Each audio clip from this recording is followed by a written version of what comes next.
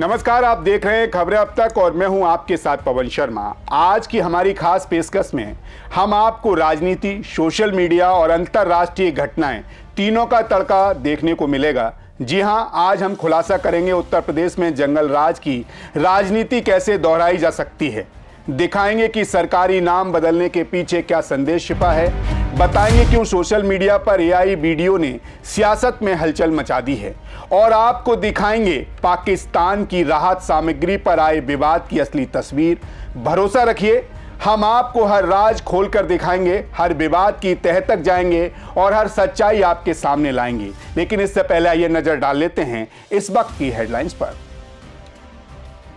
Delhi MCD उपचुनाव में BJP को 2 सीटों का नुकसान, 9 से घटकर 7 सीटें हुई। एमसीडी उपचुनाव के बाद जनता का भरोसा आपकी ओर बढ़ा, बोले अरविंद केजरीवाल। इंडोनेशिया में बाढ़ भूस्खलन से मचा हाहाकार, मौतों की संख्या 800 के पार। कांग्रेस प्रवक्ता रागिनी ने पोस्ट किया चाय बेचते हुए पीएम मोदी का एआई वीडियो, भड़की भारतीय जनता पार्टी। प्रज्वल रेवन्ना को हाई कोर्ट से झटका, रेप केस में जमानत याचिका हुई खारिज। ये इमरजेंसी जैसा है, आज तुम सत्ता में हो कल नहीं रहोगे, एंटी एसआईआर रैली पर गरजी ममता बनर्जी। महाराष्ट्र विधानसभा का शीतकालीन सत्र 8 से 14 दिसंबर तक, वीकेंड पर भी होगा कामकाज। डीप-फेंक और फर्जी खबरें लोकतंत्र के लिए खतरा, लोकसभा में बोले अश्विनी वैष्णव। सोने के दाम में आई गिरावट, चांदी तेज हुई, 1,31,530 रुपए प्रति 10 ग्राम पहुंचा गोल्ड। मामूली गिरावट के बाद बंद हुआ शेयर बाजार, सेंसेक्स 31 अंक टूटा, निफ्टी 26,000 के नीचे। हेडलाइंस के बाद एक बार फिर आपका स्वागत है खबरें अब तक में। तो चलिए खबरों का सिलसिला शुरू करते हैं और बात करते हैं अपने पहले मुद्दे के बारे में। अगर आपने हाल ही के बिहार के चुनाव देखे हैं तो आपको पता ही होगा कि हर रैली, हर भाषण और हर प्रचार में बस एक ही नाम गूंजता रहा और वो है जंगल राज। जी हां, लालू यादव और राबड़ी देवी के समय की कहानियां। अव्यवस्था, गुंडागर्दी, दंगे और धरना प्रदर्शन, ये सब मुद्दे चुनावी हथियार बन चुके हैं। नीतीश कुमार हर बार इसको जोर शोर से याद दिलाते रहे और वोट बैंक में इसे ताकत बना लिया। लेकिन अब वही कहानी उत्तर प्रदेश में आने वाली है। गोरखपुर की जीआईडीए स्थापना दिवस पर मुख्यमंत्री योगी आदित्यनाथ ने जिस अंदाज में पिछली सरकारों की आलोचना की, उसे सुनकर लगता है कि जैसे बिहार के चुनावी नारे उत्तर प्रदेश में दोहराए जाएंगे। ऐसे में सवाल यह है कि क्या 2027 के उत्तर प्रदेश चुनाव में बिहार वाली जंगल राज की थ्योरी को बीजेपी अपनाएगी? क्या योगी आदित्यनाथ और मोदी विपक्ष पर हमलावर लगातार रहेंगे जैसे बिहार में किया गया? और समाजवादी पार्टी इसके लिए कितनी तैयारी की है? चलिए पूरी कहानी समझते हैं विस्तार से। बिहार के हालिया विधानसभा चुनाव में जंगल राज का जिक्र जितनी जोरदार तरह से हुआ कि हर चुनावी चर्चा इसी के इर्द गिर्द घूमने लगी। नीतीश कुमार हर रैली में लालू यादव और राबड़ी देवी के शासन की याद दिलाते रहे। अब वही स्टाइल उत्तर प्रदेश में देखने को मिल सकता है। मुख्यमंत्री योगी आदित्यनाथ ने हाल ही में गोरखपुर के औद्योगिक विकास प्राधिकरण के 36वें स्थापना दिवस समारोह में जो भाषण दिया, वह बिल्कुल बिहार की राजनीति की झलक जैसा था। उन्होंने सीधे तौर पर तो जंगल राज शब्द नहीं कहा, लेकिन लहजा वही था। योगी ने कहा कि 1989 से 1998 तक जीआईडीए में कोई औद्योगिक गतिविधि नहीं हुई।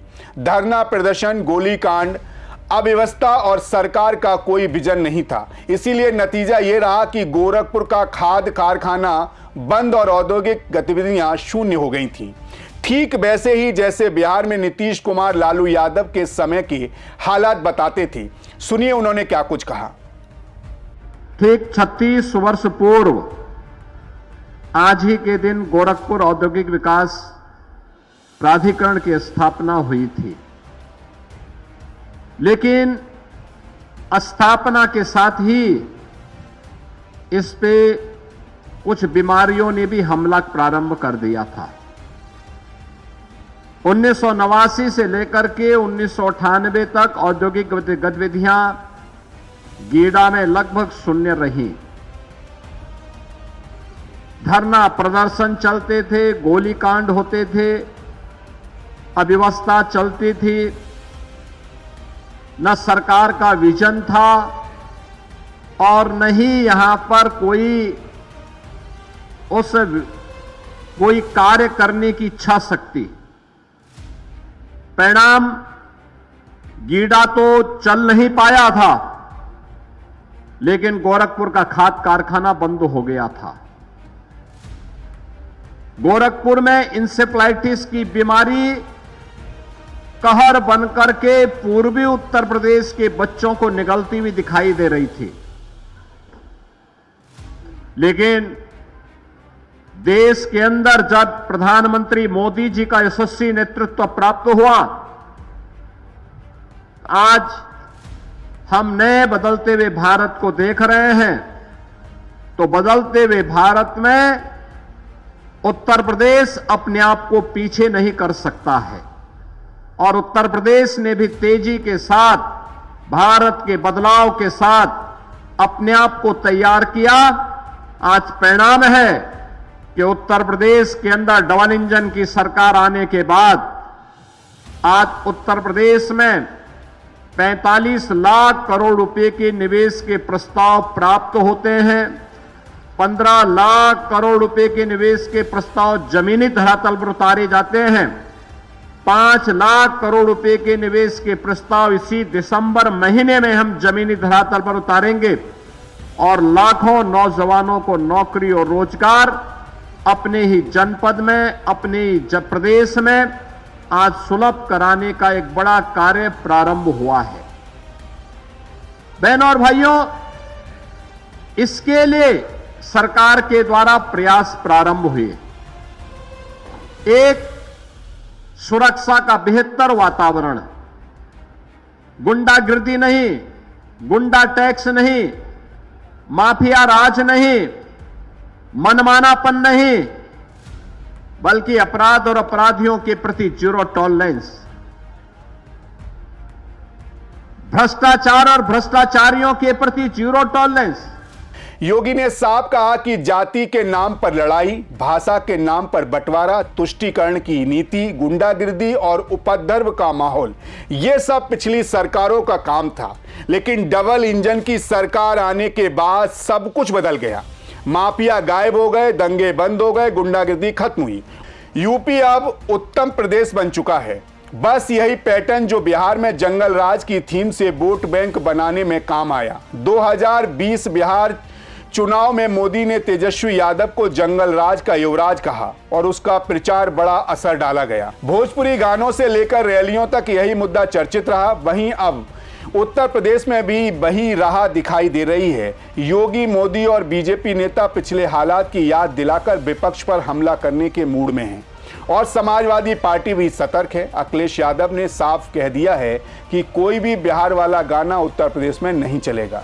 रंगबाजी, दबंगई, लाठी गोली जैसे शब्दों पर पूरी तरह रोक है। उन्होंने अपने कलाकारों और मीडिया से भी अपील की है कि कोई भी गाना उनके पक्ष में ना जोड़ा जाए। सुनिए अखिलेश यादव ने क्या कुछ कहा। मैं अपने कलाकारों से कहूंगा, कोई ऐसा बिहार वाला गाना मत बना देना। और हम अपने प्रेस के साथियों से कहेंगे कि कोई गाना कैसा बनाए हमारा मत बता देना। एआई जमाना है, तुरंत बन जाता है गाना। यानी साफ है कि बिहार के चुनावी अनुभव का असर अब उत्तर प्रदेश में भी नजर आने लगा है। योगी आदित्यनाथ, मोदी और भारतीय जनता पार्टी के नेता अगले चुनाव तक जंगल राज और अव्यवस्था वाले किस्सों को प्रमुखता से पेश कर सकते हैं। जाहिर है बिहार का जंगल राज उत्तर प्रदेश की राजनीति में भी दस्तक दे चुका है। लेकिन सवाल यह है कि 2027 के यूपी चुनाव में क्या यही रणनीति चलेगी या कोई नया शब्द और नया मुद्दा सामने आएगा। उत्तर प्रदेश की राजनीति अब बिहार के चुनावी मॉडल की तरह ही गर्म होती दिख रही है। खैर, इसी के साथ खबरें अब तक में बढ़ेंगे अगले मुद्दे की तरफ। क्या आप जानते हैं कि देश की सबसे बड़ी संस्थाओं और सरकारी भवनों के नाम अब क्यों बदले जा रहे हैं? हाँ, आपने सही सुना, मोदी सरकार ने एक बार फिर पहल की है जिससे जनता के लिए काम करने वाली संस्थाओं की पहचान बदल रही है। राजभवन अब लोक भवन कहलाएगा और प्रधानमंत्री कार्यालय को अब सेवा तीर्थ कहा जाएगा। यही नहीं, राजपथ को कर्तव्य पथ और 7 रेस कोड को लोक कल्याण मार्ग कहा गया है। लेकिन कहते हैं कि नाम के इन बदलाव में आलोचना के सुर भी उठने लगते हैं। सवाल उठ रहा है कि क्या सिर्फ नाम बदलने से ही चीजें बदल जाएंगी? क्या सिर्फ शब्दों की झिलमिलाहट से जनता के मन में जुड़ाव पैदा होगा? आइए जानते हैं इस बदलाव की पृष्ठभूमि और इतिहास की रोचक कहानी, जो हमें सिखाती है कि नाम केवल शब्द नहीं बल्कि भावनाओं और संस्कृति का प्रतीक भी है। आपको बता दें, केंद्रीय सरकार की यह पहल कोई नई बात नहीं। पिछले 11 साल में कई सरकारी संस्थाओं और सत्ता के नाम बदले गए, जैसे राजपथ कर्तव्य पथ, 7 रेस कोड, लोक कल्याण मार्ग, राजभवन लोक भवन, प्रधानमंत्री कार्यालय सेवा तीर्थ। लेकिन आलोचकों का कहना है कि नाम बदलने से क्या होगा, लेकिन इतिहास और पौराणिक कथाएं बताती हैं कि नाम में बड़ी ताकत होती है। नाम ही पहचान का प्रतीक बन सकता है, जनता के मन में जुड़ाव और भरोसा पैदा कर सकता है। आपको बता दें, पौराणिक कथा में राजा रघु ने जनता की सेवा के लिए कभी महल में निवास नहीं किया। वे सीमाओं के बाहर कुटियों में रहते थे ताकि प्रजा कभी भी उनसे अलग महसूस ना कर सके। यज्ञ में अपनी संपत्ति ब्राह्मणों, किसानों और संतों को दान कर दिया करते थे। यहाँ तक कि एक युवा वेद पाठी को दक्षिणा देने के लिए राजा ने कुबेर की मदद से धन मुहैया कराया।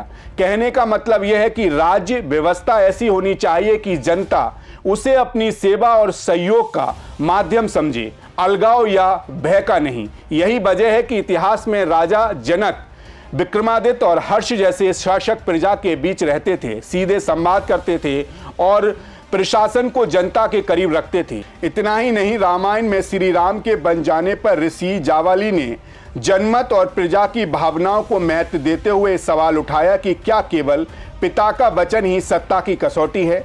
राजा जनक ने कभी सैन्य कवच या मुकुट नहीं पहना, सभा में जनता के बीच बैठे और राज्य को अपनी प्रजा की सेवा का माध्यम बनाया, जो ये दिखाता है कि भारत में सदियों से प्रशासन और जनता के बीच सीधा और पारदर्शी संबंध बनाए रखना ही परंपरा रही है। वहीं आज़ादी के बाद भी सरकारी भवनों के नाम आम जन तक जुड़ाव पैदा करने के लिए रखे गए। अब राजपथ, राजभवन और पीएमओ के नाम बदले जा रहे हैं, लेकिन जरूरी यह है कि नाम के पीछे की भावना और कार्रवाई भी वैसी ही रहे। इसीलिए शेक्सपियर की कही बात याद आती है कि नाम में क्या रखा है। अगर लोक भवन, कर्तव्य पथ और सेवा तीर्थ सिर्फ नाम बदल रहे हैं और वास्तविक सेवा और प्रशासनिक काम उसी पुराने ढर्रे पर चले, तो ये बदलाव नाम का ही रहेगा। जाहिर है, नाम बदलना केवल शुरुआत है। असली बदलाव तो अब होगा जब ये सरकारी संस्थाएं और भवन सच में जनता की सेवा और सहभागिता का प्रतीक बनेंगे। इतिहास हमें यही सिखाता है कि शासन का मतलब केवल सत्ता नहीं बल्कि सेवा और जुड़ाव है। ऐसे में देखना यह होगा कि क्या मोदी सरकार की ये पहल केवल नाम तक सीमित रहेगी या असली लोकतंत्र और जनभावना के करीब जाएगी, माफ करिएगा, लाएगी। क्योंकि इतिहास की सीख कहती है कि नाम का महत्व तभी मायने रखता है जब उसे जुड़ा व्यवहार भी वैसा ही हो। खैर, इसी के साथ खबरें अब तक में बढ़ेंगे अगले मुद्दे की तरफ। आज की सुबह सोशल मीडिया पर फिर एक बड़ा सियासी बवाल देखने को मिला। क्या आप सोच सकते हैं कि प्रधानमंत्री नरेंद्र मोदी को चाय वाला बनाकर एआई वीडियो शेयर किया जाए? हाँ, बिल्कुल सही सुना आपने। ये भद्दा मजाक किसी और ने नहीं बल्कि देश की बड़ी पार्टी कांग्रेस ने किया है। ऐसे में सवाल उठ रहा है कि क्या ये मजाक है या सियासत का नया हथियार? क्या जनता इसे हंसी में लेगी या इसे पीएम का अपमान माना जाएगा? और सबसे बड़ा सवाल, क्या एआई अब राजनीति में नए तरह का हथियार बन गया है? ये सारे सवाल आज हम इसी खबर में विस्तार से खोलने वाले हैं। कांग्रेस ने एक्स पर जो वीडियो शेयर किया, उसमें ऐसा क्या है कि बीजेपी ने इसे शर्मनाक और जनता का अपमान बताया और पीआईबी ने इसे फर्जी कहा? चलिए जानते हैं पूरा मामला। सोशल मीडिया पर फिर से सियासत का नया ड्रामा छिड़ गया है। इस बार कांग्रेस ने प्रधानमंत्री नरेंद्र मोदी को लेकर एक फनी लेकिन विवादित एआई वीडियो शेयर किया है, जिसमें मोदी को, हाँ, आपने सही सुना, पीएम मोदी को चाय वाला दिखाया गया है। आपको बता दें, कांग्रेस प्रवक्ता डॉक्टर रागिनी नायक ने अपने एक्स पर एआई जनरेटेड वीडियो पोस्ट किया, जिसमें प्रधानमंत्री मोदी हाथ में चाय की केतली और गिलास लिए दिख रहे हैं। वीडियो में मोदी जोर जोर से चाय बेचते हुए नजर आ रहे हैं और वह रेड कारपेट पर चलते हुए दिख रहे हैं। भारत सहित कई देशों के झंडे भी खड़े दिखाई दे रहे हैं। वहीं भारतीय जनता पार्टी ने इसे प्रधानमंत्री का अपमान बताया। भाजपा प्रवक्ता शहजाद पूनेवाले ने कहा कि कांग्रेस ओबीसी समुदाय से आने वाले प्रधानमंत्री को बर्दाश्त नहीं कर सकती, जनता इसे कभी माफ नहीं करेगी। राष्ट्रीय प्रवक्ता CR केसवन ने भी कहा कि यह वीडियो 140 करोड़ मेहनती और योग्य भारतीयों का अपमान है। उनका कहना था कि कांग्रेस ने हमेशा PM मोदी और उनकी दिवंगत मां का अपमान किया है और जनता इस बार भी कांग्रेस को कड़ा सबक सिखाएगी। दरअसल ये पहला मामला नहीं, इससे पहले बिहार कांग्रेस ने 12 सितंबर को AI वीडियो पोस्ट किया था जिसमें PM मोदी अपने सपने में अपनी मां हीराबेन से बात कर रहे थे। वीडियो में मां कहती हैं, तुम फिर बिहार में नौटंकी कर रहे हो, राजनीति के नाम पर कितना गिरोगी। देखिए। आज की वोट चोरी डन हो गए, अब जाता हूं सोने। अरे बेटा, पहले तो तुमने मुझे नोटबंदी की लंबी लाइनों में खड़ा किया, तूने मेरे पैर धोने का रील बनवाया और अब बिहार में मेरे नाम पर राजनीति कर रहे हो। तुम मेरे अपमान के बैनर पोस्टर छपवा रहे हो। तुम फिर से बिहार में नौटंकी करने की कोशिश कर रहे हो। राजनीति के नाम पर कितना गिरोगे? हाँ? वहीं इसके अलावा 22 अक्टूबर को कांग्रेस ने एक और AI वीडियो शेयर किया था जिसमें अमेरिका राष्ट्रपति डोनाल्ड ट्रंप मोदी को पाकिस्तान पर हमला बंद करने और रूस से तेल खरीद रोकने तक का निर्देश देते दिखाई दिए। अरे मोदी, पाकिस्तान पर हमला बंद कर दो, ऑपरेशन सिंदूर को रोक दो। जी हुजूर।